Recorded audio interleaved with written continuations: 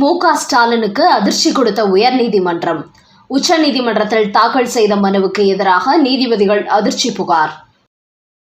வணக்கம் நண்பர்களே. தமிழக முதலமைச்சர் மு.க. ஸ்டாலின் தாங்கள் ஒரு வழக்கில் சிக்கிவிட்டால் அதிலிருந்து எப்படியாவது தப்பித்துவிட வேண்டும் என்பதில் தீவிரம் காட்டுவார். அப்படித்தான் தற்போது டாஸ்மாக் துறையில் திமுக தரப்பு 1000 கோடி ஊழல் செய்திருப்பதாக அமலாக்கத்துறை அதிகாரப்பூர்வமாக அறிவித்ததை அடுத்து அதிலிருந்து எப்படியாவது தப்பிக்க வேண்டும் என்று தற்போது மு.க. ஸ்டாலின் தடுமாறி கொண்டு வருகிறார். குறிப்பாக சென்னை உயர்நீதிமன்றத்தில் இது குறித்து முதலில் வழக்கு பதிவு செய்தது திமுக அரசுதான். டாஸ்மாக் அதிகாரிகளை விசாரணை என்பதன் பேரில் கொடுமைப்படுத்தி விட்டார்கள், சித்திரவதை செய்து விட்டார்கள். அதனால் அமலாக்கத்துறை கைப்பற்றிய ஆதாரங்களையே செல்லாது என்று அறிவிக்க வேண்டும் என சென்னை உயர்நீதிமன்றத்தில் தமிழக அரசு சார்பில் வழக்கு தொடுத்தார்கள். அந்த வழக்கை திமுக நீதிபதிகள் என். செந்தில்குமார், எம்.எஸ். ரமேஷ் ஆகியோர் அடங்கிய அமர்வில் தாக்கல் செய்தார்கள். அதற்கேற்ப அவர்களும் அமலாக்கத்துறை ரெய்டை கடுமையாக விமர்சனம் செய்ததோடு டாஸ்மாகில் விசாரணை நடத்த தடை போட போவது போலவே முதல் நாளில் பேசினார்கள். ஆனால் அடுத்த நாளே இந்த வழக்கை விசாரித்தவர்கள் திமுக புள்ளிகள் என்பது தெரிந்ததும் நீதிமன்றம் சார்பில் அவர்களுக்கு எச்சரிக்கை விடப்பட்டதை அடுத்து விசாரணை வரும்போது அவர்கள் தாமாகவே அந்த அமர்விலிருந்து விலகிக் கொண்டார்கள். அதன் காரணமாக அதையடுத்து நீதிபதிகள் எம்.எஸ். சுப்பிரமணியம், ராஜசேகர் ஆகியோர் அடங்கிய அமர்வில் அந்த வழக்கு விசாரணைக்கு வந்தது. அப்போது அமலாக்கத்துறை சார்பில் 47 பக்கம் அடங்கிய குற்றப்பத்திரிகையை தாக்கல் செய்தார்கள்.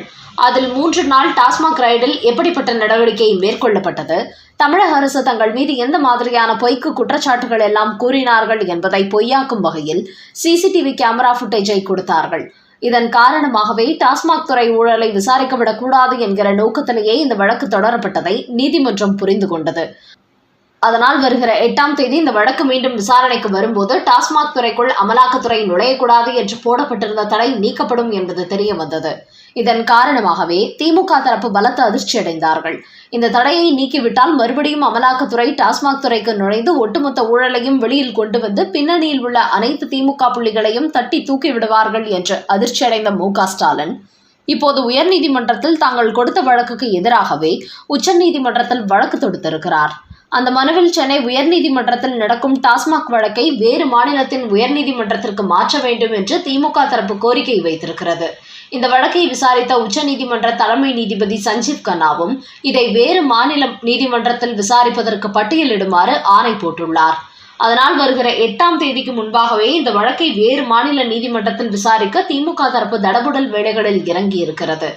அந்த அளவுக்கு அமலாக்கத்துறை களமிறங்கினால் ஒட்டுமொத்த டாஸ்மாக் ஊழலையும் வெளியில் கொண்டு வந்து அனைவரையும் குற்றவாளி கூண்டில் ஏற்றி விடுவார்கள் என்கிற பதற்றத்தில் தற்போது திமுக ஒவ்வொரு மாநில நீதிமன்றங்களாக ஓடிக்கொண்டிருக்கிறது. ஆனால் தமிழக அரசின் இந்த செயல்பாடு சென்னை உயர்நீதிமன்ற நீதிபதிகள் வட்டாரத்தில் கடுமையான விமர்சனங்களை ஏற்படுத்தியுள்ளது. இதுகுறித்து வெளியாகியுள்ள ஒரு செய்தியில், சென்னை உயர்நீதிமன்றத்தில் டாஸ்மாகில் ரெய்டு நடத்த அமலாக்கத்துறைக்கு தடை போட வேண்டும் என்று தமிழக அரசுதான் வழக்கை தொடுத்தார்கள். ஆனால் அந்த வழக்கு விசாரணை நடந்து கொண்டிருக்கும் போதே இப்போது இவர்கள் வேறு மாநிலத்தில் இதை விசாரிக்க வேண்டும் என்று உச்சநீதிமன்றத்திற்கு செல்கிறார்கள். இந்த செயல்பாட்டினால் தமிழ்நாட்டினுடைய நீதிமன்றம் சரியாக செயல்படவில்லையோ என்கிற சந்தேகம் உச்சநீதிமன்றத்திற்கு ஏற்படும். தமிழக அரசின் செயற்பாடு இதைதான் வெளிப்படுத்துகிறது. அதனால் தமிழக அரசு இந்த வழக்கை உயர்நீதிமன்றத்திலிருந்து வேறு மாநிலத்துக்கு மாற்ற வேண்டிய அவசியம் என்ன? அப்படி என்றால் இந்த வழக்கை சென்னை உயர்நீதிமன்றம் சரியாக விசாரிக்கவில்லையா என்று உச்சநீதிமன்றம் கேள்வி எழுப்பியிருக்க வேண்டும். அதோடு அரசியல் விமர்சனங்களும் டாஸ்மாக் துறையில் மிகப்பெரிய ஊழல் நடந்து வருவது அனைவருக்கும் தெரிந்த விஷயம்.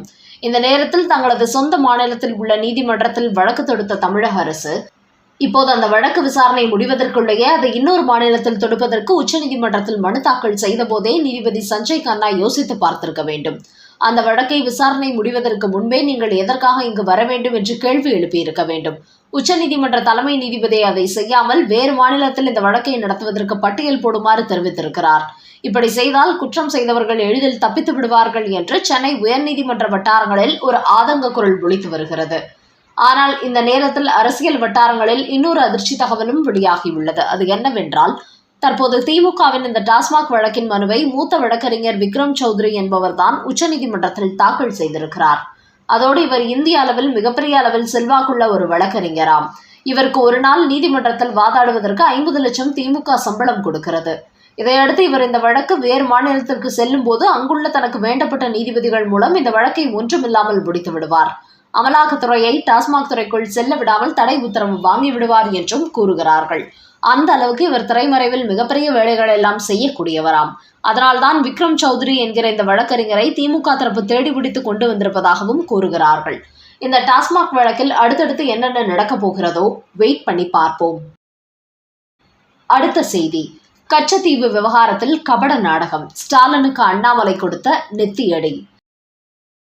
பிரதமர் மோடி இலங்கை செல்கிறார் என்கிற செய்தி வெளியானதுமே தமிழக சட்டசபையில் கச்சத்தீவை மீட்க வேண்டும் என்று அவசரமாக மு.க. ஸ்டாலின் தீர்மானம் கொண்டு வந்தார். அதோடு தமிழ்நாடு மீனவர்களின் வாழ்வாதாரத்தை பாதுகாக்க வேண்டும், அவர்களை இலங்கை கடற்படை கைது செய்வதை தடுத்து நிறுத்த வேண்டும் என்றும் அவர் கோரிக்கை வைத்திருந்தார். இப்படி மு.க. ஸ்டாலின் ஒரு கோரிக்கை வைத்ததை அடுத்து தமிழக பாஜக தலைவர் அண்ணாமலை அவருக்கு ஒரு நெத்தியடி பதில் கொடுத்துள்ளார். அதில் கச்சத்தீவை இந்திரா காந்தியும் கருணாநிதியும் சேர்ந்துதான் இலங்கைக்கு தாரை வாத்து கொடுத்தார்கள். அப்படி கொடுத்துவிட்டு இப்போது அதே காங்கிரசும் திமுகவும் அதை மீட்க வேண்டும் என்று மோடியை பார்த்து குரல் கொடுக்கிறார்கள். இப்படிப்பட்ட அரசியல்வாதிகளை எங்கேயாவது பார்க்க முடியுமா? இவர்களே தவறை செய்துவிட்டு அந்த பிரதமர் மோடி செய்தது போன்று அவர் பக்கம் திருப்பி விடுகிறார்கள். குறிப்பாக 1999ஆம் ஆண்டு முதல் 2014ஆம் ஆண்டு வரை மத்தியில் காங்கிரசும் திமுக கூட்டணி ஆட்சியில் இருந்தார்கள். அப்போதெல்லாம் திமுகவுக்கு இது தெரியாதா? தாங்கள் ஆட்சி அதிகாரத்தில் இருந்தபோது கச்சத்தீவை பற்றி ஒரு வார்த்தை கூட பேசாமல் 2G போன்ற மெகா ஊழலை செய்வதில் மட்டுமே திமுக கவனம் செலுத்தி வந்தது. ஆனால் மத்தியில் ஆட்சி அதிகாரம் போனதும் இப்போது கச்சத்தீவை போன்ற விஷயங்களை கையில் எடுத்து விட்டார் மு.க. ஸ்டாலின் என்று கூறியுள்ள அண்ணாமலை, பிரதமர் மோடியை பொறுத்தவரை தமிழக மீனவர்கள் விவகாரங்களிலும் உடனுக்குடன் நடவடிக்கை எடுத்துதான் வருகிறார். அதோடு இப்போது இலங்கை சென்றிருப்பவர் கண்டிப்பாக அது குறித்து அங்குள்ள அதிபரிடத்தில் தமிழக மீனவர்களை விடுவிக்க வேண்டும், அவர்கள் மீது தாக்குதல் நடத்தக்கூடாது என்று கோரிக்கை வைத்திருப்பார். என்றாலும் முதலமைச்சர் மு.க. ஸ்டாலின் தமிழக மக்களுக்கு தன்னை நல்லவர் போன்று காட்டிக்கொள்ள வேண்டும், மோடிதான் கச்சத்தீவை இலங்கையிலிருந்து மீட்க மறுக்கிறார் என்பது போன்ற ஒரு பொய் பிம்பத்தை உருவாக்கி வருகிறார்.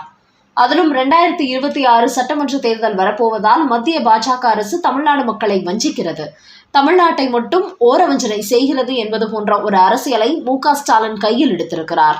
ஆனால் கச்சத்தீவை தாரை வார்த்து கொடுத்ததே காங்கிரசும் திமுகவும் தான் என்பது ஒட்டுமொத்த தமிழ்நாட்டு மக்களுக்கே தெரியும். தங்களது அரசியலுக்காக இப்படி பொய் நாடகம் ஆடுகிறார்கள் என்பதையும் தமிழ்நாட்டு மக்கள் அறியாதவர்கள் அல்ல என்பதை முதலமைச்சர் மு.க. ஸ்டாலின் புரிந்து கொள்ள வேண்டும் என அண்ணாமலை அந்த செய்தியில் தெரிவித்திருக்கிறார்.